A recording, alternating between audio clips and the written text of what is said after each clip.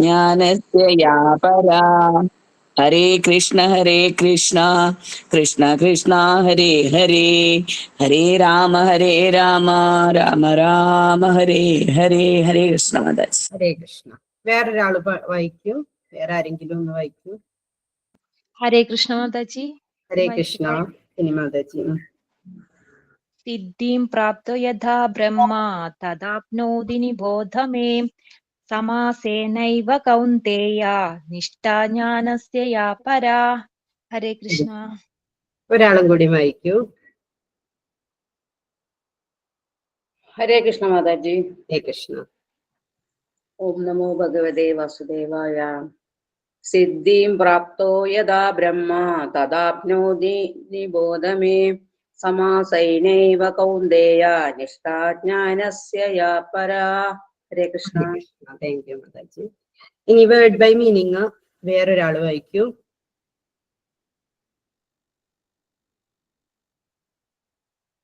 ആരാണ് വായിക്കുന്നത്? സമയല്ലേ നമുക്ക് കേട്ടാ.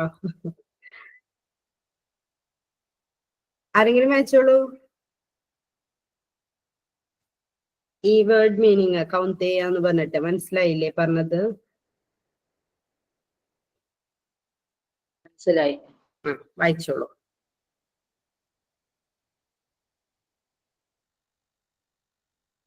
ഹരേ കൃഷ്ണ മാതാജി. വായിച്ചോളൂ സ്വപ്ന മാതാജി. ഹരേ കൃഷ്ണ. കൗന്ദേയ, ഹേ കൗന്ദേയ, സിദ്ധിയെ, പ്രാപ്തനായവൻ, യഥാ യാതൊരു അപ്രകാരം, ബ്രഹ്മത്തെ, ആപ്നോതി പ്രാപിക്കുന്നു, തഥാ അപ്രകാരം, മേ എന്നിൽ നിന്നും, സമാസേന സംക്ഷേപിച്ച്, നിബോധ അറിയുക, യാതൊന്ന്, ജ്ഞാനസ്യ ജ്ഞാനത്തിന്റെ പരയായ, നിഷ്ഠയാവുന്നു. ഹരേ കൃഷ്ണ മാതാജി. ഹരേ കൃഷ്ണ. ഇനി ആരെങ്കിലും ഇത് വിവർത്തനം ഒന്ന് വായിക്കൂ. ഹരേ കൃഷ്ണ മാതാജി. ഹരേ കൃഷ്ണ മാതാജി. ജയശ്രീ മാതാജി വായിച്ചോളൂ. ഹരേ കൃഷ്ണ. ഓം നമോ ഭഗവതി വാസുദേവായ. ജയ് ശ്രീല പ്രഭുപാദ്. ഹേ കുന്തിപുത്ര, ഈ നിലയിൽ എത്തിയവന് ആധ്യാത്മിക ജ്ഞാനത്തിന്റെ ആത്യന്തികോന്നതിയായ ബ്രഹ്മപദം പ്രാപിക്കാൻ ഉതകുന്ന പദ്ധതിയെപ്പറ്റി ഇനി സംക്ഷിപ്തമായി പറയാം. എന്നിൽ നിന്നതറിയുക. ഹരേ കൃഷ്ണ മാതാജി. ഹരേ കൃഷ്ണ. ജയശ്രീ മാതാജി. ഇനി ഒരു മാതാജി ഭാവാർത്ഥം വായിക്കും. കുറച്ച് ഭാവാർത്ഥമുള്ളൂ. വായിച്ചോളൂ രാജശ്രീ മാതാജി. സ്വധർമ്മത്തിൽ ഏർപ്പെട്ടുകൊണ്ടിരിക്കെ അത് ഭഗവത് ദർപ്പണമായി ചെയ്യുന്നത് കൊണ്ട് മാത്രം ഒരാൾക്ക് എങ്ങനെ പരമപദത്തിന് അർഹനാവാമെന്ന് ഇവിടെ കൃഷ്ണൻ അർജുനന് ചൂണ്ടിക്കാട്ടുന്നു. കർമ്മഫലങ്ങളെ പരമപുരുഷന്റെ സംതൃപ്തിക്കായി ത്യജിക്കുന്ന ഭക്തന് ബ്രഹ്മാവസ്ഥയെ പ്രാപിക്കാം. അതാണ് ആത്മസാക്ഷാത്കാരത്തിന്റെ പ്രക്രിയ. തികഞ്ഞ കൃഷ്ണാവബോധം നേടുന്നതാണ് ജ്ഞാനത്തിന്റെ പരമകാഷ്ഠ. താഴെ പറയുന്ന ശ്ലോകങ്ങളിൽ അതാണ് വിവരിക്കുന്നത്. ഹരേ കൃഷ്ണ മാതാജി. ഹരേ കൃഷ്ണ. ഹരേ കൃഷ്ണ. താങ്ക് യു മാതാജി. എല്ലാവരും നന്നായി വായിച്ചു. ഈ ശ്ലോകം കഴിഞ്ഞ ശ്ലോകത്തിന്റെ ഒരു കണ്ടിന്യൂവേഷൻ തന്നെയാണ്. കഴിഞ്ഞ ശ്ലോകം എല്ലാവരും നന്നായി മനസ്സിലാക്കിയിട്ടുണ്ട് എന്ന് വിചാരിക്കുന്നു. പിന്നെ അടുത്ത ശ്ലോകങ്ങളിലേക്ക് ഞാൻ പോകുന്നില്ല. കാരണം എന്താ വെച്ചാല് ഇന്ന് നിത്യാനന്ദ ത്രയോദശി ആയതുകൊണ്ട് അതിനെക്കുറിച്ചും കുറച്ച് സംസാരിക്കണം. അതുകൊണ്ട് ഈ കുട്ടി ശ്ലോകം എടുക്കുന്നുള്ളൂ. അപ്പോ ഇതിൽ പറയുന്നത് നിങ്ങൾക്കറിയാം അല്ലെ, യോഗാരൂഢതയെ കുറിച്ച് കഴിഞ്ഞ ശ്ലോകത്തിൽ പറഞ്ഞിട്ടുണ്ടായിരുന്നു എന്താണ് യോഗാരൂഢത എന്നുള്ളതിനെ കുറിച്ച്. യോഗത്തിന്റെ പരമകാഷ്ഠയാണ് യോഗാരൂഢത എന്നാണ് നിങ്ങൾ പഠിച്ചിട്ടുണ്ടാവുക. യോഗത്തിന്റെ പരമകാഷ്ഠ അതെന്താണ്? അവരെ ഭഗവാനെ പോലെ തന്നെ സ്വയം ആത്മസംതൃപ്തരാണ്. അവർക്ക് വേറെ ഈ ഭൗതിക കാര്യങ്ങളൊന്നും വേണ്ട. സംതൃപ്തിക്ക് അവര് സ്വയമേ തന്നെ സംതൃപ്തരാണ്. എപ്പോഴാണ് അവര് സംതൃപ്തരാവുന്നത് എന്ന് വെച്ചാൽ അവര് ചെയ്യുന്ന കർമ്മത്തിന്റെ ഫലം മുഴുവൻ അവരെന്ത് ചെയ്യുന്നു? ഭഗവാനെ അർപ്പിച്ചിട്ട് ചെയ്യുന്നു. അപ്പൊ പിന്നെ പേടിയില്ലല്ലോ. ഭഗവാനോട് പറഞ്ഞ് ഭഗവാനെ അർപ്പിച്ചുകൊണ്ട് അവര് മുഴുവൻ കർമ്മങ്ങളും ചെയ്യുന്നു. പിന്നെ അവര് ചെയ്യുന്നതെല്ലാം അവരെന്ത് വിചാരിച്ചിട്ടാണ് ചെയ്യുന്നത്? ഭഗവാന്റെ സംതൃപ്തിക്ക് വേണ്ടിയിട്ടാണ് ചെയ്യുന്നത്. അതുകൊണ്ട് തന്നെ അവരെപ്പോഴും ഹാപ്പിയാണ്. അവർക്ക് നമുക്ക് ഏറ്റവും കൂടുതൽ വിഷമം വരുന്നത് എപ്പോഴാണ്? നമ്മൾ നമ്മുടെ സ്വന്തം ഇഷ്ടത്തിന് വേണ്ടി കാര്യങ്ങൾ ചെയ്യുന്നു, അത് ശരിയായി വരുന്നില്ല, അത് നമ്മൾ വിചാരിച്ച പോലെ എത്തിയില്ല എന്നൊക്കെ വരുമ്പോഴാണ് നമ്മൾ ഭയങ്കര അതീവ ദുഃഖിതരാവുന്നത് അല്ലെ. ഇപ്പൊ ഇവിടുത്തെ ദുഃഖം എന്താന്ന് വെച്ചാൽ ഭഗവാൻ അത് പൂർണ്ണമായി സാറ്റിസ്ഫൈ ആയിട്ടുണ്ടാവോ, ഭഗവാൻ പൂർണ്ണ തൃപ്തനാവോ എന്നുള്ള ഒരു ചിന്താഗതിയിലാണ് അവര് കർമ്മങ്ങൾ ചെയ്യുന്നത് എന്നാണ് പറയുന്നത്. അതിനെക്കുറിച്ചാണ് ഇനി അടുത്ത ശ്ലോകങ്ങളിലെല്ലാം ഡീറ്റെയിൽ ആയിട്ട് പറയാനായിട്ട് തുടങ്ങുന്നത്, ഭഗവാൻ പറഞ്ഞു കൊടുക്കാൻ നിൽക്കുന്നത്. ഇനി ഇവർക്ക് ഈ ഭഗവാനായിട്ട് മാത്രം, ഭഗവാന്റെ കാര്യങ്ങളിൽ മാത്രം ആസക്തി വന്നു കഴിഞ്ഞാൽ എന്ത് സംഭവിക്കും? ഭൗതിക വസ്തുക്കളോടുള്ള ആസക്തി താനെ കുറയും. അതാണ് നമുക്ക് വേണ്ടത്. നമുക്ക് അതിലേക്ക് എത്താനാണ് നമ്മൾ കഴിയാണ്ടിരിക്കുന്നത്. അപ്പൊ നമ്മുടെ എല്ലാ കർമ്മങ്ങളും, നമ്മുടെ ഫുൾ കോൺസെൻട്രേഷനും ഭഗവാന്റെ സംതൃപ്തിക്കും ഭഗവാന്റെ ആനന്ദത്തിനും വേണ്ടി നമ്മൾ ചെലവാക്കുമ്പോൾ ഈ തുച്ഛമായ ഭൗതിക ആനന്ദത്തിന് യാതൊരു വിലയില്ലാതെയാവും നമുക്ക്. അപ്പൊ നമ്മൾ അതങ്ങട് കട്ട് ചെയ്യും. നമ്മുടെ ആ ഭൗതിക ആസക്തി എന്നുള്ള ഭാഗം നമ്മുടെ മനസ്സിന്ന് കട്ട് ചെയ്ത് പോകും. പിന്നെ മാത്രല്ല ഭഗവാന് പൂർണ്ണമായി ഫുൾ സമയം പൂർണ്ണമായി നമ്മൾ ഭഗവാന്റെ എന്തുണ്ടായി ഇപ്പൊ പൊന്നി എന്നാ അനിതേച്ചിയെ വിളിച്ചൊന്ന് പറയോ, ഞാനൊരു ക്ലാസ്സിലാണ്.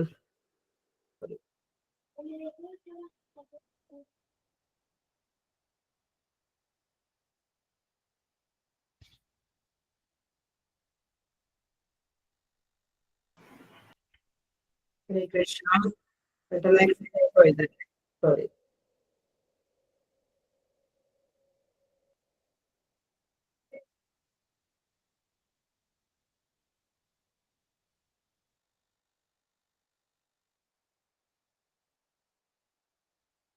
ഹരേ കൃഷ്ണ.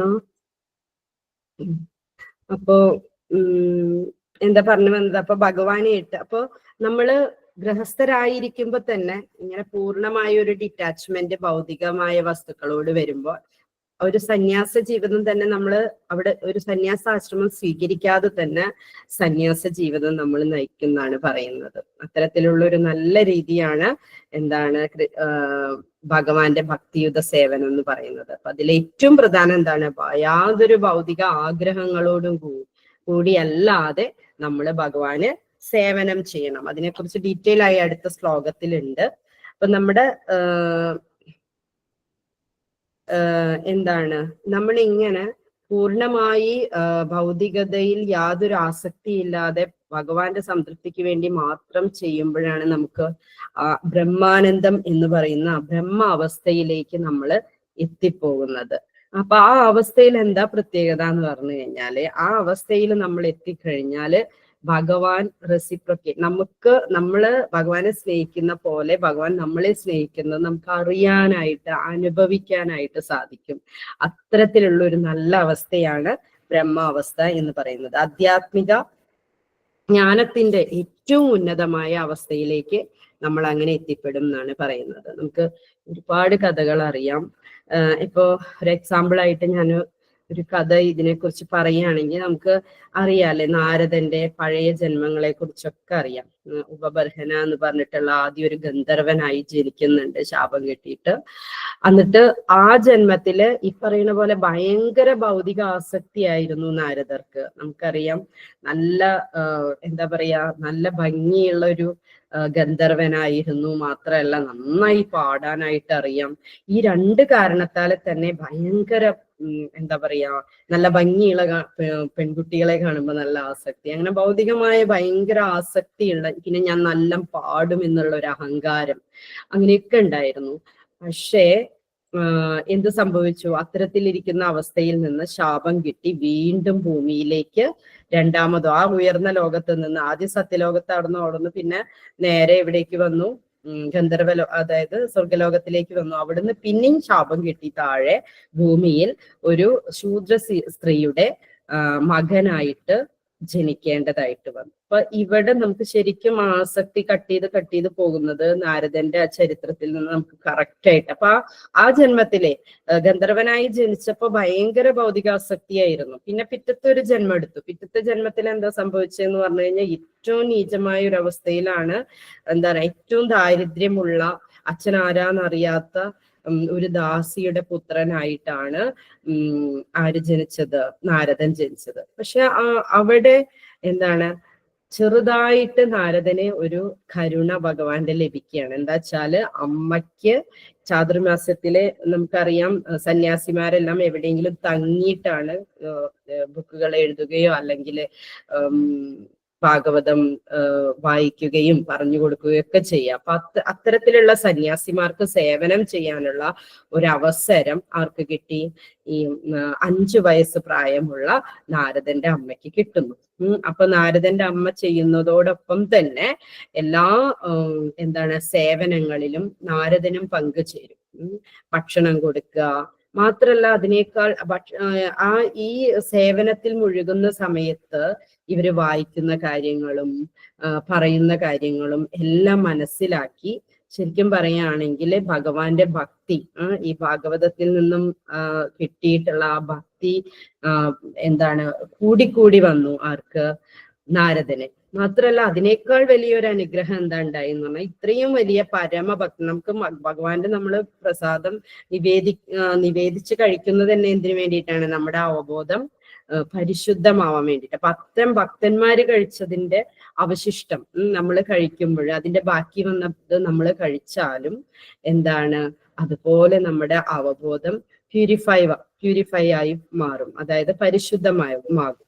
അപ്പോ ഈ കുട്ടിക്ക് അങ്ങനെ ഒരു അനുഗ്രഹം കിട്ടുകയും ഈ സന്യാസിമാര് കഴിച്ച ഭക്ഷണത്തിന്റെ പ്രസാദത്തിന്റെ ബാക്കി കഴിക്കാനായിട്ട് കഴിയുകയും ചെയ്തു. അതിലൂടെ എന്ത് സംഭവിച്ചു? മെല്ലെ മെല്ലെ നാരദന്റെ ഭക്തി ഉയരാൻ തുടങ്ങി. ഭൗതിക ആസക്തി കുറയുകയും ഭക്തി കൂടുകയും ചെയ്തു. എന്നിട്ട് എന്താ സംഭവിച്ചതെന്ന് വെച്ച് കഴിഞ്ഞാൽ, കുറച്ച് കഴിഞ്ഞപ്പോ അമ്മയായിരുന്നു ആകെ ഉണ്ടായിരുന്ന ആസക്തി. ആ അമ്മയും പാമ്പ് കടിച്ച് മരിച്ചപ്പോൾ അനാഥനായി. ഇവിടെ നിന്നൊക്കെ കിട്ടിയ അറിവില് ധ്യാനിച്ചിരുന്ന ഒരു സമയത്ത് വളരെ നിമിഷ നേരത്തേക്ക് ഭഗവാന്റെ ഒരു ദർശനം ഉണ്ടായി. ആ ദർശനത്തിൽ നിന്നുണ്ടായ ഒരു ആനന്ദം എന്ന് പറയുന്നത്, അതാണ് ഈ ഇപ്പൊ പറഞ്ഞ ബ്രഹ്മാവസ്ഥ എന്ന് പറയുന്നത്. വളരെ വലിയൊരു ആനന്ദമാണ് കിട്ടിയത്. അപ്പൊ എന്താ പറയുന്നത്? ഭഗവാൻ എന്താ പറയുന്നതെന്ന് വെച്ച് കഴിഞ്ഞാൽ, ആ ഒരു ദർശനം കൊടുത്തത് ശരിക്കും എന്തിനു വേണ്ടിയിട്ടാണ്? ഭഗവാനോടുള്ള ആസക്തി നാരദർക്ക് കൂടാൻ വേണ്ടിയിട്ട്. ഭക്തിയുദ്ധ സേവനത്തില് വീണ്ടും വീണ്ടും കൂടുതൽ ശക്തമായി ഭക്തിയുദ്ധ സേവനം, ഭയങ്കര പരിശുദ്ധമായി ഭക്തിയുദ്ധ സേവനം ചെയ്യാൻ വേണ്ടിയിട്ടാണ് നിമിഷ നേരത്തേക്ക് ഭഗവാന്റെ ദർശനം കിട്ടിയത്. അത് പിന്നെയും കാണാൻ വേണ്ടി ഒരുപാട് ധ്യാനിച്ചു നോക്കി നാരദര്. പക്ഷെ നാരദർക്ക് മനസ്സിലായി, ഭഗവാൻ തന്നെ വെളിപ്പെടുത്തി, ഇനി ഈ ജന്മത്തില് എന്റെ ദർശനം ഉണ്ടാകില്ല. അപ്പൊ ദർശനം കിട്ടിയത് എന്തിനു വേണ്ടിയിട്ടാണ്? വീണ്ടും ആസക്തിയോടുകൂടെ ഭഗവാനെ ഭജിക്കാൻ വേണ്ടി ആണ് ഇങ്ങനെ ഒരു ദർശനം ഉണ്ടായത്. അപ്പൊ അതില് പ്രഭുപാദരുടെ ഗുരുവായ ഭക്തി സിദ്ധാന്ത സരസ്വതി മഹാരാജ് പറയുന്നുണ്ട്. എന്താ പറയുന്നതെന്ന് വെച്ച് കഴിഞ്ഞാൽ, നമ്മൾക്ക് അങ്ങനെ ഒരു ആഗ്രഹം പോലും ഉണ്ടാവാൻ പാടില്ല. ഭഗവാനെ നമ്മള് സേവനം ചെയ്യുമ്പോൾ, ഭഗവാന്റെ സേവനം ചെയ്യുമ്പോൾ നമുക്ക് അത്തരത്തിലുള്ള ഒരു ആഗ്രഹം പോലും, ഭഗവാനെ ഇപ്പൊ കാണണം, അങ്ങനത്തെ ഒരു ആഗ്രഹം പോലും പാടില്ല എന്നാണ് പറയുന്നത്. അതിന് പകരം നമ്മള് ഭയങ്കര സിൻസിയർ ആയിട്ട് ഭഗവാന്റെ സേവനം ചെയ്യാം. അങ്ങനെ ഭയങ്കര സിൻസിയർ ആയിട്ട് ഭഗവാന്റെ സേവനം ചെയ്താൽ എന്ത് സംഭവിക്കും? നമ്മൾ ഭഗവാനെ കാണാൻ ആഗ്രഹിക്കുന്നതിനേക്കാൾ മുന്നേ ഭഗവാൻ നമ്മുടെ അടുത്തേക്ക് നമ്മളെ കാണാൻ വരും എന്നാണ് പറയുന്നത്. അത്തരം ഒരു അത്തരം ഒരു ബന്ധം ഭഗവാനും നമ്മളും തമ്മിലും ഉണ്ടാവും എന്നാണ് പറയുന്നത്. ഭഗവാൻ തന്നെ ഭഗവത്ഗീതയിൽ നിങ്ങൾ ആ ചാപ്റ്റർ ഒക്കെ പഠിച്ചു കഴിഞ്ഞു. അതിൽ പറയുന്നുണ്ട്, ഭഗവാനെ കുറിച്ചുള്ള പൂർണ്ണ ജ്ഞാനത്തോടു കൂടി ഭഗവാനെ ഭജിക്കുന്നവരെയാണ്, അല്ലെങ്കിൽ ഭഗവാന് വേണ്ടി ഭക്തിയുത സേവനം ചെയ്യുന്നവരാണ് ഭഗവാൻ ഏറ്റവും പ്രിയം. അവരിൽ ഭഗവാനും ഉണ്ട്, അല്ലെ? അവരിൽ ഭഗവാനുള്ളത് പോലെ ഭഗവാനിൽ അവരും ഉണ്ട്. അവരുടെ സദാ സുഹൃത്താണ് ഭഗവാൻ എന്നാണ് പറയുന്നത്. അപ്പൊ അവരില്ലാതെ ഒരു നിമിഷം ഭഗവാനും പറ്റില്ല, ഭഗവാൻ ഇല്ലാതെ ഒരു നിമിഷം ആ ഭക്തന്മാർക്കും പറ്റില്ല എന്നുള്ള ഒരവസ്ഥയാണ്. ഇപ്പൊ നമുക്ക് അറിയാം, വില്യമംഗലത്തിന്റെ കഥ. ഇതേപോലെ ഈ ഭൗതിക കൽമഷങ്ങളായിരുന്നു. ആദ്യം നല്ലൊരു ഭക്തനായിരുന്നു വില്യമംഗലം എന്ന് നമുക്കറിയാം, അല്ലെ? പിന്നെ മെല്ലെ ചിന്താമണി എന്നുള്ള ഒരു സമൂഹത്തിൽ വളരെ അധപതിച്ച ഒരു സ്ത്രീയുമായിട്ടുള്ള സത്സംഗത്തിലൂടെ എന്ത് സംഭവിച്ചു? വില്യമംഗലം നേരെ താന്നുപോയി. ഭൗതികതയിൽ എന്താ പറയാ, ഈ ഭഗവാന്റെ ഭക്തി തന്നെ വേറിട്ട് അങ്ങോട്ട് പോയ ഒരവസ്ഥയിലേക്ക് എത്തി എന്നാണ് പറയുന്നത്. പക്ഷെ അതിൽ ചിന്താമണിയെ കുറിച്ച് ഇപ്പൊ കഴിഞ്ഞ പ്രാവശ്യം നമ്മള് ആരൊക്കെ പോയി എന്ന് എനിക്കറിയില്ല, ബ്രഹ്മോത്സവത്തിന് പോയപ്പോ നിങ്ങൾക്ക് കൃത്യമായിട്ട് അറിയുണ്ടാവും, അവിടെ നാടകം ഉണ്ടായിരുന്നു ചിന്താമണിയുടെയും വില്ലമംഗലത്തിന്റെയും കൂടിയിട്ടുള്ള കഥയില്. അപ്പൊ അതില് പറയുന്നുണ്ട് വില്ലമംഗലത്തിന്റെ അറ്റാച്ച്മെന്റ് ചിന്താമണിയോട് എത്രമാത്രമായിരുന്നു. പക്ഷെ ഈ വില്ലമംഗലത്തിന്റെ അസോസിയേഷൻ കാരണം ചിന്താമണി ശരിക്കും നല്ലൊരു ഭക്തയായി. ചിന്താമണിയുടെ ചീത്ത ശീലങ്ങളെല്ലാം മാറിപ്പോയി എന്നാണ് പറയുന്നത്. അപ്പോ പക്ഷെ നേരെ തിരിച്ച് ചിന്താമണിയുടെ അസോസിയേഷൻ കാരണം വില്ലമംഗലം ആകെ അങ്ങ് താഴത്തേക്ക് പോവുകയും ചെയ്തു. അങ്ങനെയാണ് സംഭവിച്ചത്. പിന്നെയും വില്ലമംഗലത്തിലെ ഒരു ഗുരുവിനെ പോലെ ചിന്താമണി ഉപദേശിക്കുന്നുണ്ട്. ഉപദേശിച്ച് പിന്നെയും വിട്ടിട്ടും വില്ലമംഗലം പിന്നെയും എങ്ങനെയാണ് വൃന്ദാവനത്തിലേക്ക് പോകുന്ന വഴി വേറെ ഏതോ ഒരു ബ്രാഹ്മണ സ്ത്രീയിൽ അറ്റാച്ച്ഡ് ആയിട്ട് പിന്നെ ആ ബ്രാഹ്മണ സ്ത്രീയുടെ പിന്നാലെ പോയിട്ടാണ് ഈ കണ്ണ് കാരണല്ലേ എനിക്ക് ഇത്രയും ഭൗതികമായ അറ്റാച്ച്മെന്റ് ഉണ്ടാവുന്നതെന്ന് പറഞ്ഞിട്ട് കണ്ണ് ചൂഴ്ന്ന് കളയുന്ന ഒരവസ്ഥ വരെ വരുന്നുണ്ട്. അവസാനം ഒരു അറ്റാച്ച്മെന്റ് വൃന്ദാവനത്തിൽ എത്തിയപ്പോഴത്തേക്കും നടന്ന് അവിടെ എത്തിയപ്പോഴത്തേക്കും ഒരുപാട് വയസ്സായി വില്ലമംഗലത്തിന് എല്ലാ ഈ ഭൗതികമായ അറ്റാച്ച്മെന്റിൽ നിന്നും ഒക്കെ മോചനം കിട്ടി ഭഗവാൻ ശരണം എന്നുള്ള രീതിയിൽ എത്തിയപ്പോഴാണ് നന്ദഗോപൻ എന്നുള്ള പേരിൽ ഭഗവാൻ ആരുടെ മുന്നിലെത്തിയത്? വില്ലമംഗലത്തിന്റെ മുന്നിലെത്തിയത്. കണ്ണ് കാണാത്ത വില്ലമംഗലത്തിന് സഹായിച്ചതും വില്ലമംഗലത്തിന് വേണ്ടി ആവശ്യമുള്ള ഇതെല്ലാം നൽകുകയും ഒക്കെ ഭക്ഷണമൊക്കെ നൽകുകയൊക്കെ ചെയ്തത് അപ്പോഴാണ്. അപ്പൊ എന്താണ് ആ ഒരു അവസ്ഥയിലേക്ക് എത്തിയത്? അതായത് എല്ലാ ഭൗതിക കൽമഷങ്ങളും അല്ലെങ്കിൽ കൽമഷമല്ല ഭൗതികമായ അറ്റാച്ച്മെന്റുകളിൽ നിന്നും മോചനം കിട്ടിയപ്പോഴാണ് ഭഗവാൻ ആരുടെ അടുത്ത് എത്തിയത്? വില്ലമംഗലത്തിന്റെ അടുത്ത് എത്തിയത്. അതുപോലെ ഇപ്പൊ ഞാൻ ഒരിക്കൽ കേട്ടിട്ടുണ്ട്, കുറെ ഭക്തന്മാര് കൂടി ഒരു ഇങ്ങനെ ബ്രഹ്മചാരികൾ കൂടി ഒരു റൂമിൽ താമസിക്കുന്നുണ്ടായിരുന്നു. അപ്പൊ ആ സമയത്ത് നമുക്കറിയാം നമ്മൾ ഭഗവാന് എന്നും നിവേദിക്കും, ഭക്ഷണം നിവേദിച്ചിട്ട് പ്രസാദമാക്കിയിട്ടൊക്കെയാണ് നമ്മൾ കഴിക്കാറ്. അപ്പോ ആ ഭക്തന്മാരുടെ ഒരു അവസ്ഥ പറയാണ്. അപ്പൊ ആ ഭക്തന്മാരും ഇതുപോലെ എല്ലാ ദിവസവും ഓരോ ടൈപ്പ് ഭക്ഷണങ്ങൾ ഉണ്ടാക്കി ഭഗവാന് കൊടുക്കുന്നുണ്ട്. കാലത്ത് നമ്മൾ കഴിക്കുന്ന പോലെ ബ്രേക്ക്ഫാസ്റ്റ്, പിന്നെ ഉച്ചയ്ക്ക് എല്ലാ ഭക്ഷണവും ഉണ്ടാക്കണ്ട്. പക്ഷെ അതിലൊരു ഭക്തന് ഭയങ്കര സംശയം. അപ്പൊ ആ ഭക്തൻ ഇങ്ങനെ പറയാണ്, ഇപ്പൊ നമ്മള് ഈ ഭക്ഷണമൊക്കെ ഉണ്ടാക്കണത് നമ്മുടെ ഇഷ്ടത്തിന് വേണ്ടിയല്ലേ? ഭഗവാൻ ഇപ്പൊ അത് കറക്റ്റ് ആയിട്ട് ഭഗവാൻ ഇന്നത്തെ ബ്രേക്ക്ഫാസ്റ്റ് ഭഗവാൻ ഇതന്നെ ആയിരിക്കും ഇഷ്ടം? അത് ഒരു സംശയം ആ ഭക്തന്. അപ്പൊ ആ ഭക്തൻ എന്താ ചെയ്തതെന്ന് വെച്ച് കഴിഞ്ഞാല് എന്താ പറയാ, നമ്മള് ലോട്ടൊക്കെ ഇടില്ലേ, ലോട്ടൊക്കെ ഇടുന്ന പോലെ ഒരു ഡപ്പേന്റെ ഉള്ളില് എല്ലാ തരത്തിലുള്ള ഭക്ഷണങ്ങളുടെ പേരൊക്കെ എഴുതി അതിന്റെ ഉള്ളില്, കാലത്തെ ബ്രേക്ക്ഫാസ്റ്റിന്റെ പേരൊക്കെ എഴുതി അതിന്റെ ഉള്ളിൽ ഇട്ടിട്ട് എന്നും ഭഗവാന്റെ അവിടെ പോയിട്ട് പ്രാർത്ഥിച്ചിട്ട് ഇങ്ങനെ കുലുക്കിയിട്ട് അതിൽ നിന്നും എടുക്കൂത്രേ. അപ്പൊ ആ ഭക്തന് വിശ്വാസം അതാണ്, ഇതായിരിക്കും ഭഗവാന്റെ ഏറ്റവും ഇഷ്ടപ്പെട്ട ഭക്ഷണം, അത് കാരണം ഇന്ന് ഇത് ഉണ്ടാക്കാം. അപ്പൊ അതൊക്കെയാണ് അറ്റാച്ച്മെന്റ് എന്ന് പറഞ്ഞാൽ. ഭഗവാനായിട്ട് അത്രയും അറ്റാച്ച്ഡ് ആയിട്ടുള്ള ഭക്തന്മാരാണ് അവര്. നമ്മുടെ ഇപ്പത്തെ ഈ ലോകത്തിലും അങ്ങനെയുള്ള ഇഷ്ടം പോലെ ഭക്തന്മാരുണ്ട് എന്ന് പറയാണ്. അപ്പോ നമ്മൾ ചെയ്യുന്നത് ഒരിക്കലും ഇന്നത്തെ ബ്രേക്ക്ഫാസ്റ്റ് ഇഡ്ഡലി എനിക്ക് ഭയങ്കര ഇഷ്ടമാണ്, അപ്പൊ ഇന്ന് ഇഡ്ഡലി ഉണ്ടാക്കിയാലോ, അങ്ങനെയല്ല ആ ഭക്തന് തോന്നിയത്. അദ്ദേഹം എന്താ ചെയ്തത്? ഒരുപാട് ലോട്ടിട്ട് ഇന്ന് എന്താണോ ഭഗവാൻ ഇഷ്ടം എന്ന് ഭഗവാൻ പറയട്ടെ എന്ന് പറഞ്ഞിട്ട് ഭഗവാന്റെ മുന്നിൽ വെച്ചിട്ട് അത് കുലുക്കിയിട്ട് അതിന് ലോട്ടിട്ടിട്ട് അന്നത്തെ ഭക്ഷണം ഭഗവാന് നിവേദിക്കും. ഭോഗ് ഉണ്ടാക്കുന്നത് ആ ലോട്ടിൽ എന്താ പറഞ്ഞ അതാണെന്നാണ് പറയുന്നത്. അപ്പൊ അത്തരത്തിലുള്ള ആസക്തമായ ഭക്തി, മയ്യാസക്ത എന്നല്ലേ, അങ്ങനെ നമ്മൾ ഭഗവാനെ പ്രാർത്ഥിക്കണം അല്ലെങ്കിൽ സേവനം ചെയ്യണം എന്നാണ് പറയുന്നത്. അപ്പൊ അത്തരത്തിലുള്ള ഒരു ആസക്തമായ ഭക്തി ആ ഒരു ലെവൽ എത്തുമ്പോൾ നമ്മുടെ ഏകദേശം എങ്ങനെയാവും എന്ന് വെച്ചാൽ ലവേഴ്സിന്റെ പോലെയാവും. നമുക്കറിയാം ലവേഴ്സ് എങ്ങനെയാന്നുള്ളത്. ഒരു കാമുകന്മാർ, ആ പെൺകുട്ടി ഒരു ഡ്രസ്സ് ഇടുണ്ടെങ്കിലും അല്ലെങ്കിൽ നടക്കുന്നുണ്ടെങ്കിലും സംസാരിക്കുന്നുണ്ടെങ്കിലും ഒക്കെ ആൺകുട്ടിക്ക് എങ്ങനെയാണ് ഇഷ്ടം അതേപോലെയാണ് ചെയ്യുക. അതുപോലെ ആയിരിക്കും ഭഗവാന് നമ്മള് ഭഗവാനുമായി കൂടുതൽ അടുത്ത് കഴിഞ്ഞാൽ എങ്ങനെയാന്ന് വെച്ച് കഴിഞ്ഞാൽ ഭഗവാൻ എന്താ ഇഷ്ടം അത് മാത്രം ചെയ്യാൻ. ഈ ഡ്രസ്സ് ഇട്ടാൽ ഭഗവാൻ ഇഷ്ടപ്പെടുമോ? അങ്ങനത്തെ ഒരു തോന്നല്. അല്ലെങ്കിൽ ഇന്ന് ഈ പ്രസാദം വെച്ചാൽ ഭഗവാൻ ഇഷ്ടപ്പെടും, ആ പ്രഭു പറഞ്ഞതുപോലെ അങ്ങനെ ഭയങ്കരമായ എങ്ങനെ നടക്കുന്നതാണ് ഭഗവാൻ ഇഷ്ടം അതേപോലെ നമ്മൾ നടക്കും. ഗീതയിൽ നമ്മളോട് എങ്ങനെയാണോ ഭഗവാൻ പറഞ്ഞ് ആ രീതിയിൽ നമുക്ക് നടക്കാനായിട്ട് കഴിയും. അതാണ് ശരിക്കുമുള്ള ഒരു അറ്റാച്ച്മെന്റ് എന്ന് പറയുന്നത് ഭഗവാനുമായിട്ട്. അപ്പൊ അങ്ങനെ ഒരു അറ്റാച്ച്ഡ് ആയിട്ടുള്ള ഒരു ഭക്തന്റെ അടുത്തേക്ക് ഭഗവാൻ ഓടി വരും. നമുക്കറിയാം പണ്ട് എവിടെയാണ് ജഗന്നാഥപുരിയിൽ ഇങ്ങനെ ഭയങ്കര ഭക്തയായിട്ടുള്ള ഒരു കുട്ടി ഉണ്ടായിരുന്നു. അവൾക്ക് വളരെ ഇഷ്ടം, ഭഗവാന്റെ ഏറ്റവും പ്രിയപ്പെട്ട എന്താണ് കാവ്യമാണ് ഗീതാ ഗോവിന്ദ്, അറിയാലോ. അപ്പൊ അവിടെ ആ കുട്ടി ഒരിക്കൽ എന്താ ചെയ്യുന്നത്, പൂക്കൾ അറുക്കുകയാണ്. പൂക്കൾ ഭഗവാന് വെക്കാൻ വേണ്ടിയിട്ടുള്ള പൂക്കൾ ഇങ്ങനെ പൊട്ടിക്കുന്ന സമയത്ത് ആ ഗീതാ ഗോവിന്ദം ഇങ്ങനെ പാടിയിട്ടാണ് പൊട്ടിക്കുന്നത്. ഏതാണ്?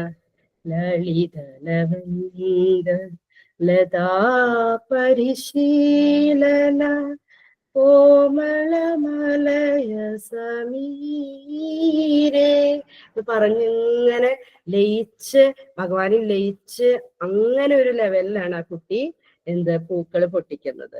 അപ്പൊ ഏറ്റവും പ്രിയപ്പെട്ട ഭഗവാന്റെ കാവ്യം, അതും അത്രയും ഭക്തിയോട് കൂടി ആ കുട്ടി പാടുന്നത് കേട്ടപ്പോൾ ഭഗവാൻ അവിടെ എന്താണ് രത്നസിംഹാസനത്തിൽ ഇരിക്കാനൊന്നും പറ്റുന്നില്ല. ഭഗവാൻ എന്ത് ചെയ്തു? അവിടുന്ന് ഓടി വന്ന് ഒളിച്ചു നിന്ന് നോക്കുകയാണ് ഈ കുട്ടി എങ്ങനെയാണ് പാടുന്നത്, എത്ര സന്തോഷത്തോടു കൂടിയാണ് എനിക്ക് പൂക്കൾ പറിക്കുന്നത്. ഇതിൽ നിന്ന് എന്താ മനസ്സിലാക്കേണ്ടത്? നമ്മൾ എത്ര ഭക്തിയോട്, നമ്മുടെ സിൻസിയർ സേവനമാണ് ഏറ്റവും ഇമ്പോർട്ടന്റ്. അത് വളരെ സിൻസിയർ ആണെങ്കിൽ ഭഗവാൻ എവിടെ ഇരിക്കുന്നോ അവിടുന്ന് ഓടി വന്ന് നമ്മളെ കാണാനായിട്ട് എത്തും. അല്ലാതെ നമ്മൾ ഒരുപാട് ആഗ്രഹിക്കുന്നു കാണണം, ഞാൻ ഇത്ര ഭക്തിയുത സേവനം ചെയ്തില്ലേ, ഇതുവരെ എന്റെ മുന്നിൽ പ്രത്യക്ഷപ്പെട്ടിട്ടില്ലല്ലോ, ആ ഒരു മനോഭാവമല്ല. അതിൽ പോലും നമുക്കൊരു സ്വാർത്ഥത കാണിക്കാൻ പാടില്ല. അപ്പൊ നമ്മൾ അവിടെയും നമുക്കൊരു ചെറിയ കൽമഷം ഉണ്ടായി, കൽമഷല്ല, ഒരു ചെറിയ മാലിന്യം ഉണ്ടായി നമ്മുടെ മനസ്സിൽ. അങ്ങനെ ഒരു മാലിന്യം നമ്മുടെ മനസ്സിൽ ഒരിക്കലും വരാം. ഫുള്ളി പ്യുവറായ പരിശുദ്ധമായ ഒരു അവസ്ഥയിൽ എത്തുമ്പോഴാണ് ഈ ബ്രഹ്മബോധ സ്റ്റേജിൽ നമ്മൾ എത്തുന്നത്, ആ പരമാനത നമുക്ക് ആസ്വദിക്കാനായിട്ട് കഴിയുന്നത്. നമുക്കറിയാം, അതുപോലെ പുരിയിൽ തന്നെ വേറൊരു ഭാഗത്ത് ഇതുപോലെ ഒരു അമ്മയുണ്ടായിരുന്നു, ഭഗവാന് കിച്ചടി വെച്ച് നിവേദിക്കുന്ന അമ്മ.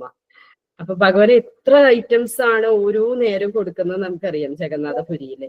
എന്നാലും ഈ അമ്മയുടെ സ്നേഹം, ഈ അമ്മ വെക്കുന്ന ആ മാധുര്യം, അതിന്റെ ആ സ്നേഹം, ആ വെക്കുന്ന കിച്ചടിയേക്കാൾ എത്ര സ്നേഹത്തിലാണ് തരുന്നത്. ആ ഒരു എന്താ പറയാ, ഭാവഗ്രാഹി ജനാർദ്ദനൻ, നമ്മൾ വെറുതെ വെച്ചിട്ട് ഇതേ ഇരിക്കണു ഭഗവാനെ എന്ന് പറഞ്ഞ് കൊടുക്കണ പോലെയല്ല, ഇത്ര സ്നേഹത്തിലാണ് കൊടുക്കുന്നത് എന്നുള്ള ആ ഒരു ഭാവമാണ് ഭഗവാൻ നമ്മുടെ അടുത്തുനിന്ന് എടുക്കുന്നത്. അപ്പൊ ആ അമ്മയുടെ അടുത്തേക്ക് ഓടുകയാണ്. ഇവിടെ ഇത്രയധികം പ്രസാദം ഉണ്ടാക്കി കൊടുക്കുന്നുണ്ട് ഭക്തന്മാരെ, അത് പോരാണ്ട് അമ്മയുടെ അടുത്ത് കിട്ടണം എന്നുള്ള ആഗ്രഹത്തിൽ, ആ സ്നേഹത്തോട് കിട്ടുന്ന കിച്ചടിയാണ് എനിക്ക് ഏറ്റവും ഇഷ്ടം എന്ന് പറഞ്ഞിട്ട് അവിടുന്ന് ഓടി വരുന്നുണ്ട് ഭഗവാൻ ഈ മുത്തശ്ശിയുടെ അടുത്തേക്ക്.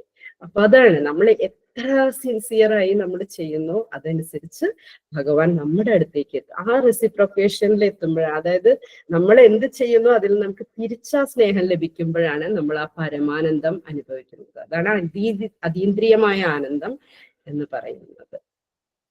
ഹരേ കൃഷ്ണ. ഇനി ഈ ഇന്നത്തെ ശ്ലോകത്തിനെ കുറിച്ച് ഇത്രേ പറയാനുള്ളൂ. ഇനി അടുത്ത ശ്ലോകത്തിലൊക്കെ ഇതിനേക്കാൾ വലിയ രീതിയിൽ ഡീറ്റെയിൽ ആയിട്ട് പ്രഭു പറഞ്ഞു തരും. ഇനി നമുക്ക് ഇന്നത്തെ ദിവസത്തിന്റെ പ്രാധാന്യം എല്ലാവർക്കും അറിയാം എന്ന് വിചാരിക്കുന്നു.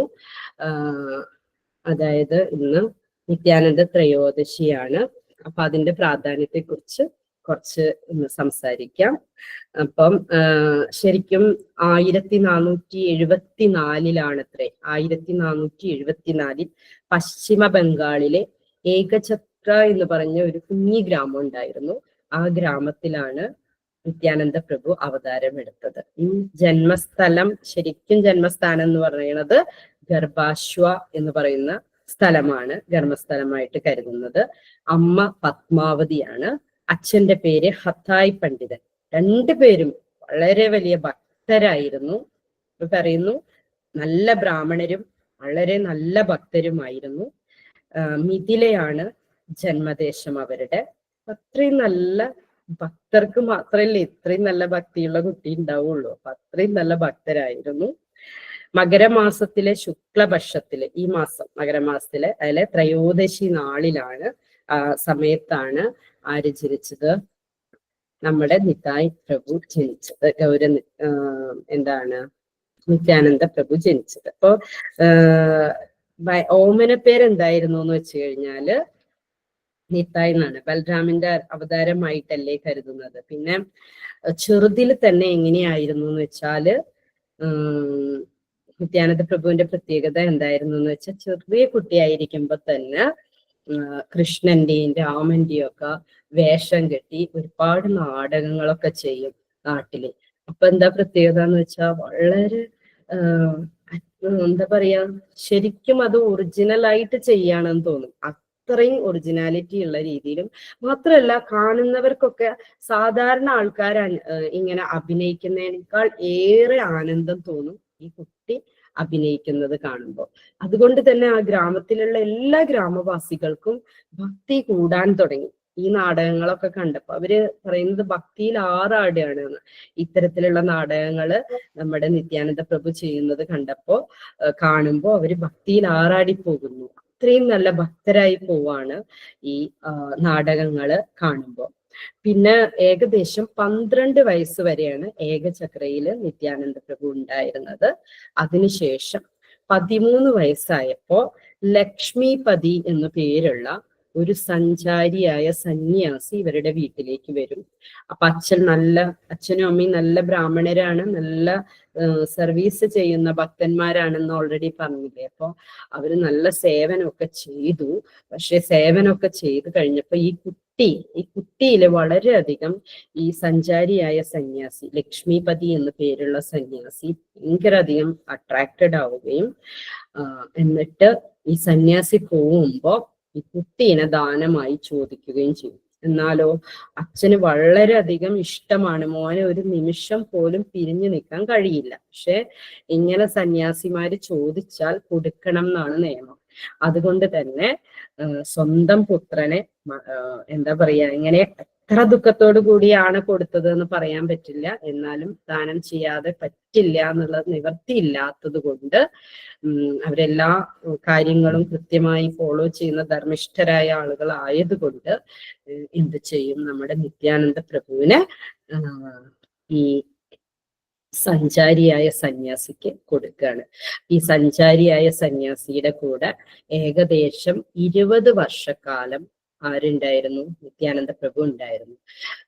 ആ സമയം അത്രയും എല്ലാ തീർത്ഥസ്ഥലങ്ങളിലും എത്തി എന്നാണ് പറയുന്നത്. ഈ സഞ്ചാരിയായ സന്യാസിയുടെ കൂടെ, ലക്ഷ്മിപതി എന്ന് പറഞ്ഞ സന്യാസിയുടെ കൂടെ ഒരുവിധം എല്ലാ ഭാഗങ്ങളും എല്ലാ തീർത്ഥസ്ഥലങ്ങളും നിത്യാനന്ദ പ്രഭു സന്ദർശിച്ചു. അപ്പൊ അതിനെ ശരിക്കും കമ്പയർ ചെയ്യുന്നത് എന്തിനാന്ന് വെച്ച് കഴിഞ്ഞാല് കുരുക്ഷേത്ര യുദ്ധത്തിന്റെ സമയത്ത് നമുക്കറിയാലേ, ബൽറാമിന്റെ അവതാരമായിട്ടാണ് നിത്യാനന്ദ പ്രഭുവിനെ വിചാരിക്കുന്നത്, കരുതപ്പെടുന്നത്. അപ്പോ നിത്യാനന്ദ പ്രഭുവിന്റെ ഈ യാത്ര ഏകദേശം കുരുക്ഷേത്ര യുദ്ധ സമയത്ത് ബലരാം ഇങ്ങനെ ഒരു തീർത്ഥയാത്ര പോവുകയുണ്ടായി. അതിനോട് ഏകദേശം സാമ്യതയുണ്ട് എന്നാണ് പറയുന്നത് ആചാര്യന്മാര്. പിന്നെ അതിനുശേഷം 20 വർഷത്തിന് ശേഷം പിന്നെ എന്താ ചെയ്തതെന്ന് വെച്ചാൽ ഈ ലക്ഷ്മിപതി തീർത്ഥ എന്ന പേരുള്ള സന്യാസിയുടെ സന്യാസിയിൽ നിന്ന് ദീക്ഷ സ്വീകരിച്ചു. അപ്പോ ആ ലക്ഷ്മിപതി എന്ന് പറഞ്ഞ തീർത്ഥ എന്ന് പറഞ്ഞ സന്യാസിയുടെ മറ്റൊരു ശിഷ്യനാണ് മാധവേന്ദ്രപുരി. അദ്ദേഹത്തിനുമായി നല്ല സുഹൃത്ത് ബന്ധത്തിലായി നിത്യാനന്ദ പ്രഭു. പിന്നെ അതുപോലെ തന്നെ മാധവേന്ദ്രപുരിയുടെ ശിഷ്യന്മാരാണ് അദ്വൈതാചാര്യൻ, ചൈതന്യ മഹാപ്രഭുവിന്റെ ഗുരുവായ ഈശ്വരപുരി എന്ന് പറയുന്നു. പിന്നെ എപ്പോഴാണ് ഇവര് കണ്ടുമുട്ടിയത്? ചൈതന്യ മഹാപ്രഭുവും നിത്യാനന്ദ പ്രഭുവും എപ്പോഴാണ് കണ്ടുമുട്ടിയതെന്ന് ആണ് 1506 അത്രേ അവര് തമ്മിൽ കണ്ടുമുട്ടിയത്. അവര് കണ്ടുമുട്ടുമ്പോ നിത്യാനന്ദ പ്രഭുവിന് 32 വയസ്സും ചൈതന്യ മഹാപ്രഭുവിന് 20 വയസ്സും, 12 വയസ്സിന്റെ വ്യത്യാസം അവര് തമ്മിലുണ്ട്. നാദിയയിലാണെന്നറിയാം നമുക്ക് ചൈതന്യ മഹാപ്രഭു ഉള്ളത്. അപ്പോ അവിടെ ഒരു ലീല നടന്നു. എന്താന്ന് വെച്ച് കഴിഞ്ഞാല്, അപ്പോ ഇവർക്ക് രണ്ടുപേർക്കും കണ്ടുമുട്ടണം. നമുക്കറിയാം ഏത് സമയത്ത് കൃഷ്ണന്റെ കൂടെ ബലറാം ഉണ്ട്, അല്ലെങ്കിൽ മഹാവിഷ്ണുവായി ശ്രമിക്കുമ്പോ അനന്തനായിട്ട് കൂടെ ഉണ്ട്. അപ്പോ ഏത് സമയത്തും അവര് ഒരുമിച്ചുള്ളവരാണ്. അപ്പൊ അവര് വളരെ വിരഹത്തിലാണ്. അപ്പോ ഈ വിരഹത്തിന്റെ സ്ട്രെങ്ത്, അതിന്റെ കാഠിന്യം കൂട്ടിക്കഴിഞ്ഞാൽ അവരുടെ ആദ്യ സമാഗമം നല്ല മധുരമായിരിക്കും, നല്ല രസകരമായിരിക്കും എന്ന് കരുതി അതിൽ നിന്നുള്ള ആനന്ദത്തിന്റെ അളവ് കൂടാൻ വേണ്ടി നിത്യാനന്ദ പ്രഭു എന്ത് ചെയ്തു എന്ന് വെച്ച് കഴിഞ്ഞാല്, നിത്യാനന്ദ പ്രഭു അവിടെ അടുത്ത് നന്ദനാചാര്യർ എന്ന് പറഞ്ഞ ആചാര്യരുണ്ട്. ആചാര്യരുടെ വീടിന്റെ ഉള്ളില് ഒളിച്ചിരുന്നു എന്നാണ് പറയുന്നത്. അതിന്റെ ഉള്ളില് പൂന്തോട്ടത്തില് ഒളിച്ചിരുന്നു അത്രേ. അപ്പൊ എന്താണ്, നമ്മുടെ ചൈതന്യ മഹാപ്രഭു കാണാൻ വൈകുമല്ലോ. വൈകും തോറും വിരഹത്തിന്റെ വേദന ഇങ്ങനെ കൂടി വരില്ലേ. കുറെ വിരഹം അനുഭവിച്ച് അവസാനം അവര് തമ്മിൽ കാണുമ്പോൾ ഉണ്ടാവുന്ന സന്തോഷം എന്തായിരിക്കും? പരമാനന്ദാവില്ലേ. അങ്ങനെ ഒരു പരമാനന്ദം ഉണ്ടാവാൻ വേണ്ടിയിട്ട് ഇങ്ങനെ ഒരു സൂത്രം കാണിച്ചു എന്നാണ് പറയണത്. എന്നിട്ട് ചൈതന്യ മഹാപ്രഭു കാണാതെയായപ്പോ എന്ത് ചെയ്തു? അവസാനം സഹിക്ക വയ്യാതെ നാദിയയിൽ എത്തിയിട്ടുണ്ട്.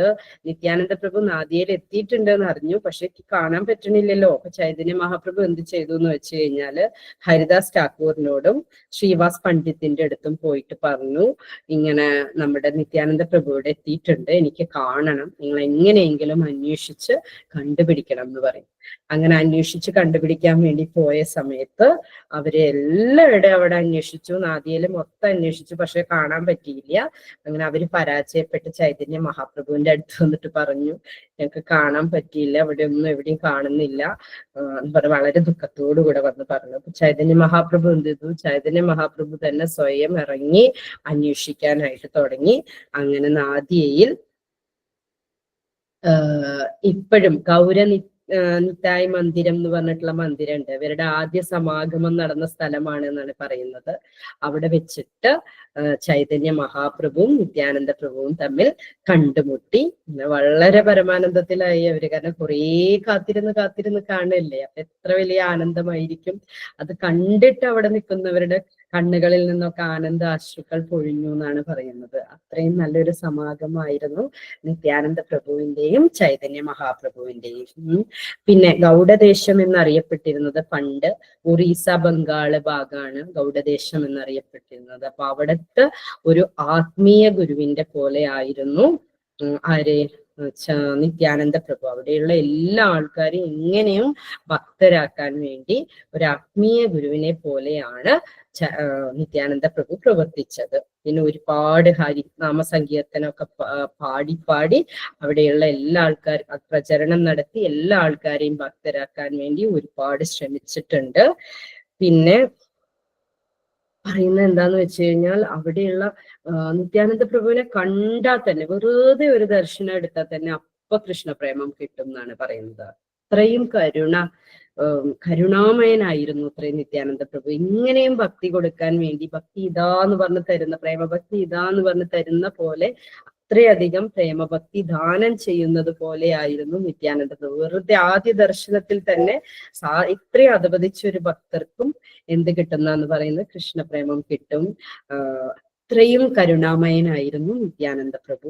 നമുക്കറിയാം ഈ കാരുണ്യം കാരണം തന്നെയാണ് നമ്മുടെ ജഗായി മതായി എന്ന് പറഞ്ഞിട്ട് ബ്രാഹ്മണ കുലത്തിൽ ജനിച്ചെങ്കിലും വളരെ അധപതിച്ചിട്ടുള്ള ഭക്തിയുടെ ലവലേശമില്ലാത്തവരായിരുന്നു. അവസാനം നിത്യാനന്ദ പ്രഭുവിന്റെ ഒരു ചട്ടിയുടെ തുണ്ടം വെച്ചിട്ട് നിത്യാനന്ദ പ്രഭുവിന്റെ നെറ്റത്തേക്ക് എറിഞ്ഞു പൊട്ടുന്നുണ്ട്. പൊട്ടിയിട്ട് അത് അറിഞ്ഞ് സഹിക്കാൻ വയ്യാതെ ചൈതന്യ പ്രഭു ഭയങ്കര കോപത്തോടു കൂടി അവര് സുദർശന ചക്രം വെച്ചിട്ട് കൊല്ലാനായിട്ട് ശ്രമിക്കുന്നുണ്ട്. അപ്പോ എന്താ, നിത്യാനന്ദ പ്രഭു ക്ഷമ കൊടുക്കാൻ വേണ്ടി അവരോട് ക്ഷമിക്കാൻ വേണ്ടി അപേക്ഷിക്കുന്നത് നിത്യാനന്ദ. അപ്പൊ എത്ര വലിയ കരുണാമയനായിരിക്കും. ഇത്രയും ഉപദ്രവമൊക്കെ ചെയ്തതിന് ശേഷവും ഇങ്ങനെ ചെയ്ത് അവസാനം അവരെ ഭക്തരാക്കാൻ. നിത്യാനന്ദ പ്രഭുവിന്റെ ഈ ഒരു മനോഭാവം കണ്ടിട്ട് അവര് സ്വയമേവ ഭക്തരായി പോവാണ്. അങ്ങനെ ഇവരെ ഭക്തരാക്കാൻ ആർക്ക് കഴിഞ്ഞു? ഇത്രയും നരാധമർ ശരിക്കും ജഗായനും മതായനും പറയുന്നത്. അവർക്ക് ഭക്തി കിട്ടാൻ യാതൊരു സാധ്യതയില്ല. പക്ഷെ ഇത്രയും ഒരു പരിശുദ്ധ ഭക്തന്റെ അസോസിയേഷൻ കിട്ടിയത് കൊണ്ട് അവർക്ക് അതിനുള്ള ഭാഗ്യം സിദ്ധിച്ചു. അവര് ഭക്തരായി മാറി എന്നാണ് പറയുന്നത്. ഇത്രയും കാര്യങ്ങൾ. പിന്നെ എന്താ പറയണെന്ന് വെച്ചാ,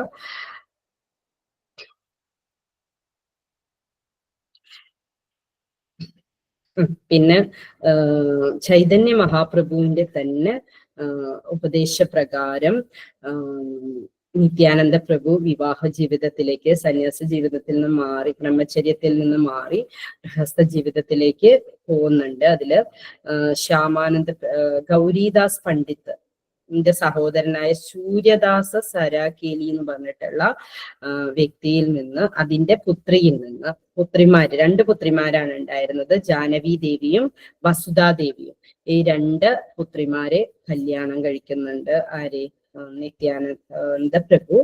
അതിൽ വസുധ എന്ന് പറഞ്ഞ പത്നിയിൽ 2 കുട്ടികൾ ഉണ്ടാവുന്നുണ്ട്, വീരചന്ദ്രനും ഗംഗാദേവിയും.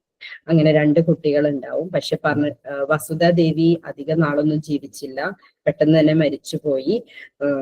പിന്നെ ഈ വീരചന്ദ്രനെയും ഗംഗാദേവിയെയും പിന്നെ നോക്കി നടത്തിയത് മുഴുവൻ ആരായിരുന്നു? ജാനവി ദേവി ആയിരുന്നു. പിന്നെ ജാനവി ദേവി വീരചന്ദ്രന് ദീക്ഷ കൊടുക്കുന്നുണ്ട് ഒരുപാട് പേർക്ക്. നരോത്തമദാസ്, ശ്യാമാനന്ദ പണ്ഡിറ്റ്, ശ്രീവാസ് പണ്ഡിറ്റ് എന്ന് പറഞ്ഞ ഒരുപാട് പണ്ഡിറ്റുകൾക്ക് അവർക്കെല്ലാം തന്നെ ശിക്ഷാഗുരു ആയിട്ടുമുണ്ട്. നല്ലൊരു വൈഷ്ണവി ആയിട്ടാണ് ജാനവി ദേവിനെ കരുതപ്പെടുന്നത്. പിന്നെ ലീല കഴിഞ്ഞതിന് ശേഷം കൃഷ്ണന്റെ വിഗ്രഹരൂപം ബങ്കിറായിലുണ്ട്. ആ ബങ്കിറായിലുള്ള ആ വിഗ്രഹ രൂപത്തിലേക്ക് നിത്യാനന്ദ പ്രഭു ലയിച്ചു ചേർന്നു എന്നാണ് പറയുന്നത്. ഏകചക്രയ്ക്ക് ഏകദേശം അടുത്തായിട്ട് തന്നെയാണ് ആ ഒരു സ്ഥലമുള്ളത്. അപ്പൊ ആ ഒരു സ്ഥലത്തെത്തി നമുക്ക് അവിടെ പോകുമ്പോ അവിടെയും ദർശനം എടുക്കാൻ പറ്റുന്നതാണ്. ഇതാണ് നിത്യാനന്ദ പ്രഭുവിന്റെ. ഇപ്പൊ നമുക്ക് ഭക്തി കിട്ടണം എന്നുണ്ടെങ്കിൽ നമ്മള് സർവ്വലോകത്തിന്റെയും ആത്മീയ ഗുരുവായിട്ടാണ് നിത്യാനന്ദ പ്രഭുവിനെ കരുതപ്പെടുന്നത്. അപ്പൊ നമുക്കൊരു തുള്ളി ഭക്തി വേണമെന്നുണ്ടെങ്കിൽ തന്നെ നമ്മൾ ഏറ്റവും കൂടുതൽ നമ്മൾ പ്രാർത്ഥിക്കേണ്ടത് നിത്യാനന്ദ പ്രഭുവിനോടാണ്. കാരണം എന്താന്ന് വെച്ചാൽ കരുണാമയനായതുകൊണ്ട് പെട്ടെന്ന് തന്നെ കരുണ നമ്മുടെ മേൽ ചൊരിയുകയും നമുക്ക് പ്രേമഭക്തി പ്രദാനം ചെയ്യുകയും ചെയ്യുന്ന ഭഗവാനാണ് നിത്യാനന്ദ പ്രഭു.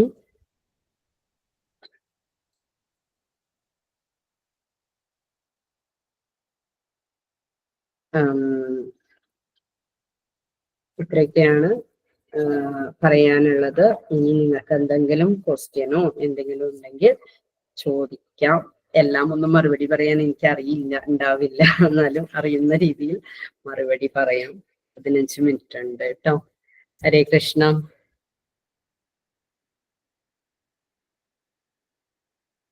ഹരേ കൃഷ്ണ. ആരൊന്നും സംസാരിക്കുന്നില്ലല്ലോ.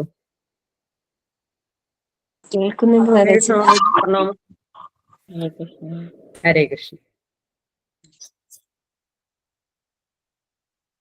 എന്തെങ്കിലും പറയാനുണ്ടെങ്കിൽ പറയാം, ആഡ് ചെയ്യാനുണ്ടെങ്കിൽ ആഡ് ചെയ്യാട്ടോ.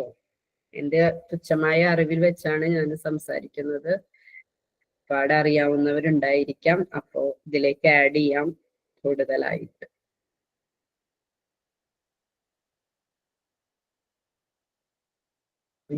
ഹരേ കൃഷ്ണ മാതാജി. മാതാജി മാതാജി നന്നായിരുന്നു ക്ലാസ്, നല്ല ഇൻട്രസ്റ്റിംഗ് ആയിരുന്നു. നിത്യാനന്ദ പ്രഭുവിനെ പറ്റി ഒരുപാട് കാര്യം മനസ്സിലാക്കി. ഹരേ കൃഷ്ണ. ഹരേ കൃഷ്ണ. ഹരേ കൃഷ്ണ മാതാജി.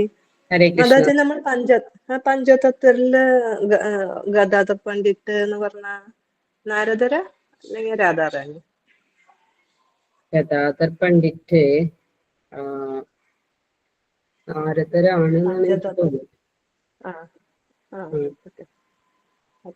നല്ല ക്ലാസ് ആയിരുന്നു. ശരി, താങ്ക് യു മാതാജി. നോക്കട്ടെ കേട്ടോ, ഒരു മിനിറ്റ്. ഗദാധർ ആർക്കെങ്കിലും എന്തെങ്കിലും പറയാനുണ്ടെങ്കിൽ പറയാം. കൃഷ്ണ മാതാജി. ഹരേ കൃഷ്ണ. ശ്രീവാസ് ആണ് നാരദര് അല്ലേ? ഗദാധർ പണ്ഡിറ്റ് രാധാദേവിയുടെ. കൃഷ്ണ. താങ്ക് യു പ്രഭു. ഹരേ കൃഷ്ണ.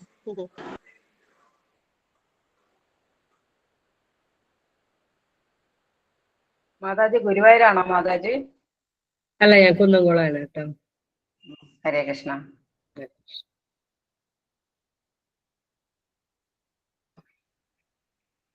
ഒന്നുമില്ലെങ്കിൽ സമർപ്പിക്കാം. ഹരേ കൃഷ്ണ മാതാജി.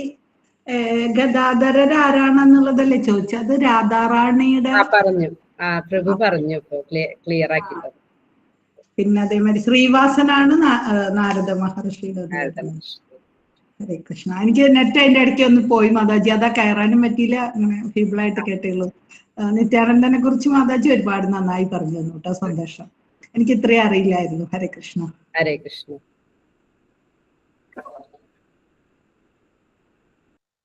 ഹരേ കൃഷ്ണ മാതാജി. മാതാജി ഹരേ കൃഷ്ണ. കുരുക്ഷേത്ര യുദ്ധത്തെ കുറിച്ച് മാതാജി ഇടയ്ക്കൊന്നും അതൊന്നും കൂടെ ക്ലിയർ ആക്കുമോ മാതാജി? ആ ഒരു ടൈമില് കുരുക്ഷേത്ര കുരുക്ഷേത്ര യുദ്ധത്തെ യുദ്ധ കുറിച്ച്. സമയത്ത് ബൽറാമ കുരുക്ഷേത്ര യുദ്ധത്തിൽ പങ്കെടുത്തിട്ടില്ല, തീർത്ഥയാത്രയ്ക്ക് പോവുകയല്ലേ ചെയ്തത്. അതുപോലെ ആയിരുന്നു എന്ന് പിന്നെ നമ്മുടെ ലക്ഷ്മിപതി തീർത്ഥയുടെ കൂടെ തീർത്ഥാടനം ചെയ്തിട്ട് നിത്യാനന്ദ പ്രഭു നടന്നത് അതിനോട് കമ്പയർ ചെയ്യുന്നുണ്ട്. അത്രേ പറഞ്ഞത് മാതാജി. ഹരേ കൃഷ്ണ മാതാജി.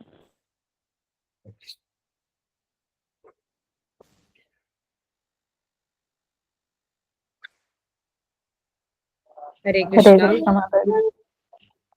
ഹരേ കൃഷ്ണ മാതാജി. ഹരേ കൃഷ്ണ. ഇന്നലെ മാതാജിയുടെ ക്ലാസ് എനിക്ക് മനസ്സിലായില്ല, ക്ലാസ് ആണോന്ന് അറിയില്ലാത്തോണ്ട് ഞാൻ കേറിയില്ലായിരുന്നു. പക്ഷെ ഇന്ന് കേറി, വളരെ സന്തോഷം. കുറെ നല്ല കാര്യങ്ങൾ അറിയാൻ പറ്റി. ഏതായാലും ഈ സത്സംഗത്തിൽ കേറിയ പിന്നെ നല്ല ക്ലാസ്സുകളും നല്ല അറിവുകളും എല്ലാം കിട്ടുന്നുണ്ട്. ഹരേ കൃഷ്ണ. മാതാജി എവിടെ മാതാജി താമസ്? ഞാനുള്ളത് അങ്കമാലി, എറണാകുളം ജില്ലയില്. ഞാൻ ആദ്യം ഒരു ക്ലാസ്സിൽ കയറിയിട്ട് അത് ഇടയ്ക്ക് വെച്ച് കട്ടായി പോയായിരുന്നു, ഇസ്കോണിന്റെ തന്നെ. എന്നിട്ട് പിന്നെ എൻ്റെ ഒരു സുഹൃത്ത്, ഒരു മാതാജി പറഞ്ഞിട്ടാണ് ഞാൻ ഈ ഗുരുവായൂർ ഇസ്കോണിന്റെ ഇതിലേക്ക് വരുന്നത്. ഇത്രയും നല്ല ഡീറ്റെയിൽഡ് ക്ലാസ് ആണ്, വളരെ സന്തോഷം. എനിക്ക് അതിന് നല്ലപോലെ ഗീത ഇപ്പൊ മനസ്സിലായി. എനിക്ക് ഒന്നും കൂടി റീ ആയിട്ട് ഒന്നാമത്തെ അധ്യായം തുടങ്ങി ഒന്നോടെ കേറിയാൽ കൊള്ളാന്നുണ്ട്. അതിന് പറ്റുമോന്ന് അറിയില്ല, ഇത് കഴിഞ്ഞാൽ തുടങ്ങുമെന്ന് അറിയില്ല. പ്രഭുവിനെ അറിയുള്ളൂ മാതാജി, പ്രഭു സ്റ്റാർട്ട് ചെയ്യണ്ടാവും. എന്നുണ്ടോ ഈ ക്ലാസ്? എന്നുണ്ടോ മാതാജി ക്ലാസ്? ഡെയിലി ഉള്ളതല്ലേ ക്ലാസ്? ഡെയിലി ഉണ്ട്.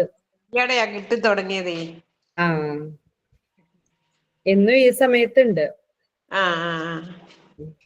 അതിന്റെ ഇടയിൽ ഭഗവാന്റെ ഒരു അനുഗ്രഹം കൂടി ഉണ്ടായി മാതാജി. 13ാമത്തെ അധ്യായം വെച്ചിട്ടായിരുന്നു എന്റെ ആദ്യത്തെ ക്ലാസ് കട്ടായി പോയത്. പിന്നീട് ഒരു അറിവും ഉണ്ടായിരുന്നില്ല. പക്ഷെ കറക്റ്റ് 13ാമത്തെ അധ്യായം മുതലാണ് എനിക്ക് ഇതിൽ അറ്റൻഡ് ചെയ്യാൻ പറ്റിയത്. അത് ഭഗവാന്റെ ഒരു കാരുണ്യം. ഭഗവാന്റെ കാരുണ്യം. മാതാജിക്ക് അത്ര ആഗ്രഹം ഉണ്ടെന്ന് അറിയാം ഭഗവാന്.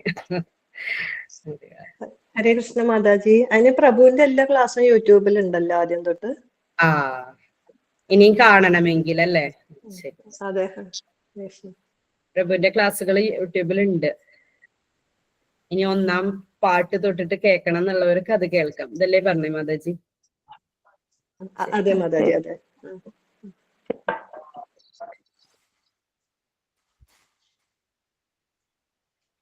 ശരി, നമുക്ക് ഹരേ കൃഷ്ണ മാതാജി. ഹരേ കൃഷ്ണ മാതാജി എവിടെ സ്ഥലം? കുന്നോളാണ് മാതാജി. അതെ. ഗുരുവായൂർ വരാറുണ്ടോ സെന്ററില്? വരാറുണ്ട്. ഭാഗവതം എപ്പോഴും വരില്ല. മാതാജി എന്താന്ന്? ഭാഗവതവും ഗീതയൊക്കെ ക്ലാസ് എടുക്കുന്നുണ്ടോ കുന്നംകുളത്ത്?